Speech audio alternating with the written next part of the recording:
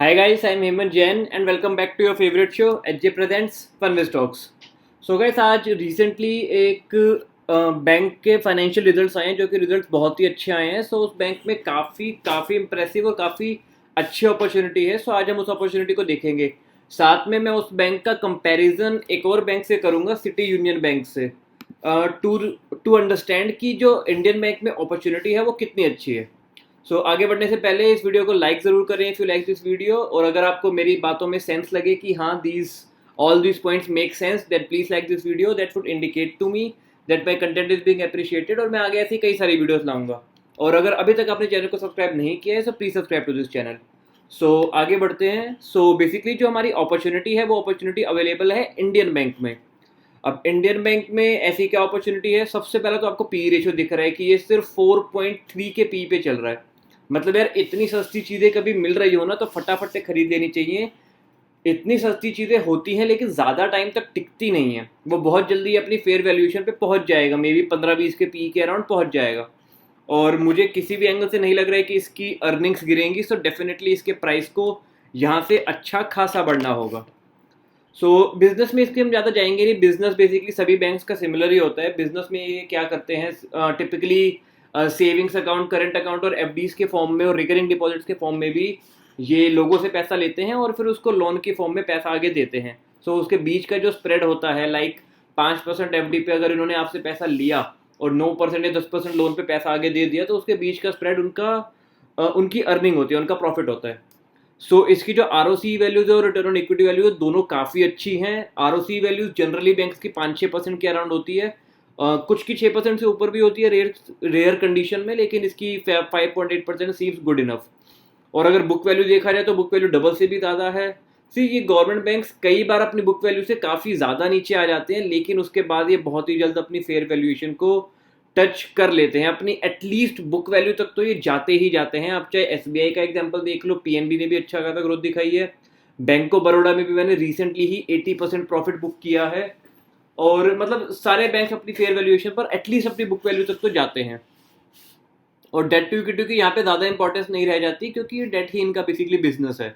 Promoter holding limit वैसे 75% की होती है, लेकिन इनकी अभी उससे ज़्यादा है, 79.9% है, जिसमें से प्लेजिंग जीरो है. Amazing, just amazing. और डिविडेंड यील्ड की अगर मैं बात करूँ तो 1.45% है, which is okay enough. Basically आगे बढ़ने से पहले इसका कंपैरिजन मैं सिटी यूनियन बैंक से करना चाहूँगा. One of my friend requested कि सिटी यूनियन बैंक की एनालिसिस करके दिखाओ. मैं रीज़न बताऊंगा कि मैं सिटी यूनियन बैंक को क्यों नहीं खरीदूंगा और इंडियन बैंक को क्यों मैं खरीद चुका हूँ. सिटी यूनियन बैंक की पी 19 है, इंडियन बैंक की 4.3 है. इंडियन बैंक विंस है. सिटी यूनियन बैंक 11,000 करोड़ का है, इंडियन बैंक थोड़ा सा बड़ा है, 17,000 करोड़ का. Again better. ज़रूरी नहीं है कि बड़ा बैंक बेटर हो, लेकिन बड़ा बैंक यहाँ पे मुझे ज़्यादा सस्ते में मिल रहा है एज कम्पेयर टू छोटा बैंक. मैं ऑब्वियसली इंडियन बैंक को प्रेफरेंस दूंगा यहाँ पे. सिटी यूनियन बैंक अपनी बुक वैल्यू से ऑलरेडी डबल वैल्यू पे ट्रेड कर रहा है. इसका मतलब समझो ना, बुक वैल्यू तक जाने की कोई एक अपॉर्चुनिटी नहीं है हमारे पास यहाँ पे. On the other hand Indian bank अपनी बुक वैल्यू तक पहुंच जाए, इसी में हमें 110-120% का मजे से प्रॉफिट हो जाएगा, इवन ज़्यादा आई गेस. और एफिशिएंसी के बेसिस पे देखा जाए तो सिटी यूनियन बैंक की आरओसी और रिटर्न ऑन इक्विटी वैल्यू बहुत ज़्यादा है, लेकिन पी रेशियो और बुक वैल्यू की मिसमैचिंग की वजह से इट डज नॉट मैटर कि आरओसी थोड़ी सी ज़्यादा है भी, तब भी सिटी यूनियन बैंक एक वैल्यू बाय नहीं है. अब एक झलक मैं अगर रिजल्ट्स पे देखना चाहूँ, सिटी यूनियन बैंक के पास में रिजल्ट्स काफ़ी अच्छे आया करते थे, लेकिन रिसेंटली वो काफ़ी कम हो गए हैं. पास में जैसे 160 करोड़, 180 करोड़ टाइप के नेट प्रॉफिट आया करते थे, तो वो भी सिर्फ 110 करोड़, 170 करोड़ टाइप ही हैं. On the other hand Indian bank के केस में अगर मैं नीचे जाके देखूँ तो पास में 170 करोड़, 300 करोड़, 400 करोड़ टाइप प्रॉफिट आया करते थे, वो अब 1700 करोड़ और 1200 करोड़ में बदल गए हैं. एक प्लस पॉइंट ये, ईयरली लेवल पे भी देखा जाए तो इनके नेट प्रॉफिट 1500 करोड़ से ग्रो होते हुए लगभग 4000 करोड़ तक यहाँ पे आ गए हैं. और सिटी यूनियन बैंक में यही चीज़ देखी जाए तो जस्ट अ सेकेंड, या ओह सॉरी, या है, सिटी यूनियन बैंक के प्रॉफिट 150 करोड़ से ग्रो होते हुए सिर्फ अभी 600 करोड़ तक ही पहुंचे हैं, जबकि इनके 1500 करोड़ से ग्रो होते हुए 4000 करोड़ तक पहुंच चुके हैं. मतलब ये 4000 करोड़ प्रॉफिट शो करने वाली कंपनी हमें 17,000 करोड़ रुपए में मिल रही है, और बेसिकली ईयरली प्रॉफिट. और ये 6,000 करोड़ शो करने वाली कंपनी, ओह सॉरी, और ये 600 करोड़ प्रॉफिट शो करने वाली कंपनी ईयरली हमें 11,000 करोड़ रुपए में मिल रही है। सो यार डिसीजन क्लियर है, मैं इंडियन बैंक बाय करूंगा, सिटी यूनियन बैंक में बाय नहीं करूंगा, नॉट एट ऑल। अब बहुत लोग इस पे डिबेट कर सकते हैं कि यार देखो ग्रोस एनपीए और net NPA city union bank के बहुत कम है, लेकिन इंडियन बैंक के ये रिलेटिवली ज़्यादा हैं। कहाँ की फिगर, या है ये 10% 9% के अराउंड चल रहे हैं, जबकि सिटी यूनियन बैंक के सिर्फ 5% है। सो यार माई काउंटर इज कि ये सारी चीज़ें ऑलरेडी प्राइस्ड इन हो चुकी हैं। सो हमें उतना इन एनपीएस को लेके वरी करने की ज़रूरत नहीं है। मुझे नहीं लगता इन एनपीएस की वजह से फ्यूचर में कुछ बहुत ज़्यादा इम्पैक्ट आने वाला है। मार्केट ऑलरेडी नोज कि इतने ज़्यादा एनपीए हैं। सिटी यूनियन बैंक के 5.1% है, रिसेंटली डबल हुए हैं, और इंडियन बैंक के 9% थे और उतने इवन कम हुए हैं। सो इंडियन बैंक ऑब्वियसली अपनी एफिशिएंसी पे यहाँ पे भी बुक्स को क्लीन करने की कोशिश कर रहा है। ऑल्दो एनपीए ज़्यादा है percentage wise, I totally agree with your point. So it's up to you, it's your decision whether you want to invest in it or not.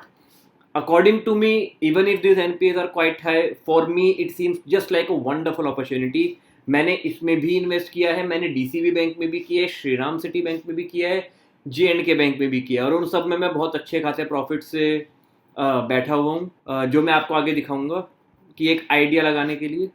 और अगर प्रोमोटर्स की होल्डिंग देखी जाए तो वेल प्रोमोटर्स का हमें पता ही है कि 75% से ज़्यादा नहीं रख सकते, तो धीरे धीरे कम करने की कोशिश करेंगे। अभी 79% पे लाए हैं, ये हो सकता है आगे थोड़ा सा और सेल ऑफ भी करें।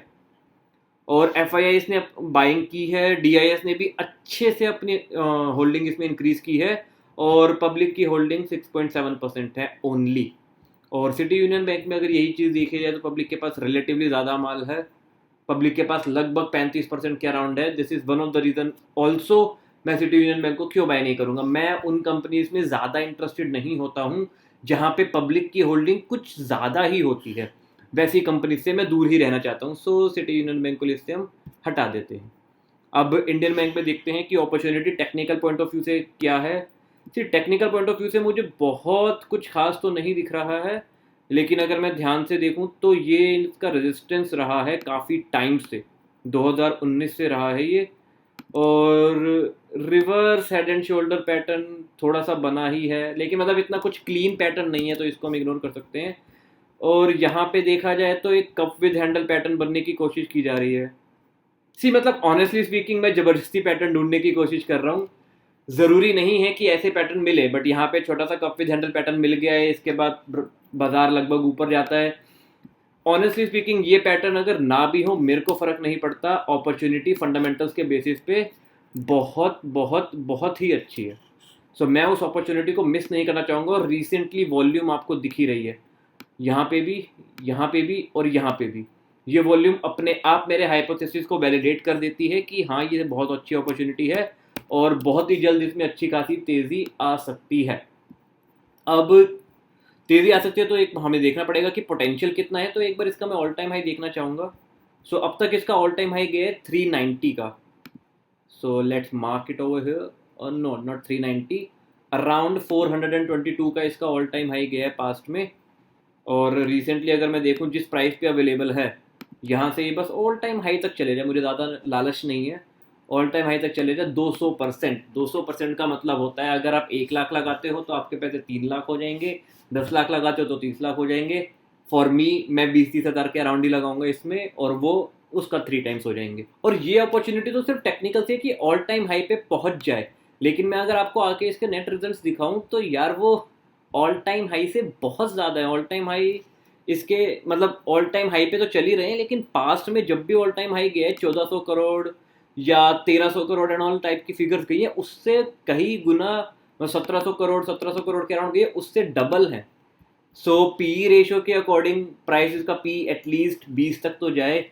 20 के पी को मेंटेन करने के लिए इसका प्राइस यहाँ से 4 गुना होना पड़ेगा। 4 गुना होने का मतलब है कि अगर प्राइस इसका अभी 133 कुछ चल रहा है तो अप्रॉक्सीमेटली 133 टाइम्स 4 कितना होता है, 520 के अराउंड इसका प्राइस जाना पड़ेगा, और जिसमें बहुत ही अच्छा पोटेंशियल हमें मिल सकता है। अब यार आप में से कई लोग क्वेश्चन कर सकते हो कि क्या सही में आपने इतने बैंक्स में इन्वेस्ट किया हुआ है। So for those who might question, so आपके सामने है, मोतीलाल ओसवाल में मैंने किया हुआ था, अच्छा खासा प्रॉफिट हो रहा है, इक्विटाइज में प्रॉफिट है, कैनरा में प्रॉफिट है, पीएनबी में प्रॉफिट है, जेएनके में प्रॉफिट है, सेंट्रल बैंक, यूनियन बैंक, जितने की भी मैंने वीडियो बनाई है सब में मुझे अच्छा खासा प्रॉफिट हो रहा है। और इंडियन बैंक में मैंने रिसेंटली इन्वेस्ट किया, इसमें भी हल्का सा 4-5% लॉस हो रहा है। डजेंट मैटर यार, ये बहुत ही जल्दी प्रॉफिट में कन्वर्ट हो जाएगा, हमें पता भी नहीं चलेगा। सो मेरे चार्ट पैटर्न, मेरी एनालिसिस ऐसे ही वर्क करती है और अच्छा खासा प्रॉफिट इवेंचुअली हो जाता है। We just need to have a little bit of patience. So that's it from my side guys, I hope you like this video. Please give me a thumbs up if you like this video, it would really indicate to me that my content is being appreciated और मैं आगे ऐसी कई सारी videos लाऊंगा। Till then, thank you, take care and I will see you in the next video.